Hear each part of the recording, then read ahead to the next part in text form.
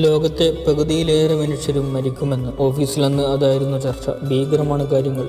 എല്ലാവരും നല്ല ടെൻഷനിലാണ്. ലിഫ്റ്റിന്റെ ബട്ടൺ പോലും നേരിട്ട് തൊടാൻ പേടി. തെരുവിൽ വാഹനങ്ങൾക്ക് പകരം പോലീസും അതിന്റെ നീല വെളിച്ചവും മാത്രം. എന്നാൽ ആ നിശബ്ദതയിലും റിഗ്ഗ റോഡിന്റെ പുറകുവശത്തെ സ്ട്രീറ്റിൽ ഇന്റർലോക്ക് പണികൾ നടക്കുന്നുണ്ടായിരുന്നു. യൂണിയൻ ബസ് സ്റ്റേഷൻ പുതുക്കി പണിയുകയാണ്. എയർപോർട്ട് റോഡ് സുന്ദരമാക്കാൻ ഇറിഗേഷൻ ലൈനുകൾ സ്ഥാപിക്കുന്ന നമ്മുടെ പ്രൊജക്റ്റും തുടരുകയാണ്. മനസ്സ് ചോദിച്ചുകൊണ്ടേയിരുന്നു, പകുതിയിലേറെ മനുഷ്യരും മരിക്കാൻ പോകുന്ന ഈ സമയത്ത് ഇതൊക്കെ ഇനി ആർക്കു വേണ്ടിയാണ്? പക്ഷേ ലോകം നാളെ അവസാനിക്കുമെന്ന് അറിഞ്ഞാലും കയ്യിലെ മരുന്ന് നട്ടേക്കണമെന്ന പ്രവാചക വചനം പോലെ ഈ മണ്ണിൽ പണി തുടർന്നുകൊണ്ടേയിരുന്നു.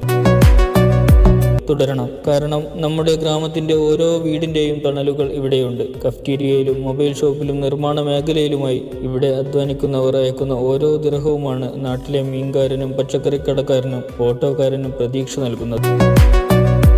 ഗ്രോസറിയിൽ പോലും വിരലിലെണ്ണിയാൽ തീരാത്ത രാജ്യങ്ങളിൽ നിന്ന് വരുന്ന പ്രൊഡക്റ്റുകൾക്ക് പിന്നിൽ ഒരുപാട് സ്വപ്നങ്ങൾ നെയ്തവർ ലോകത്തെ പല ഗ്രാമങ്ങളിലും നഗരങ്ങളിലും ഉണ്ടാവാം. പ്രത്യക്ഷമായും പരോക്ഷമായും ഈ നാടിനാൽ ജീവിക്കുന്നവർ ഒരുപാടാണ്. ആരുടെയും അടുപ്പിലെ ചൂട് നിലക്കരുത്. ഫീസ് നൽകാനാവാതെ മക്കളുടെ വിദ്യാഭ്യാസം തകരരുത്. കൊറോണയെ ഈ മണ്ണ് അതിജീവിച്ചിട്ടുണ്ട്.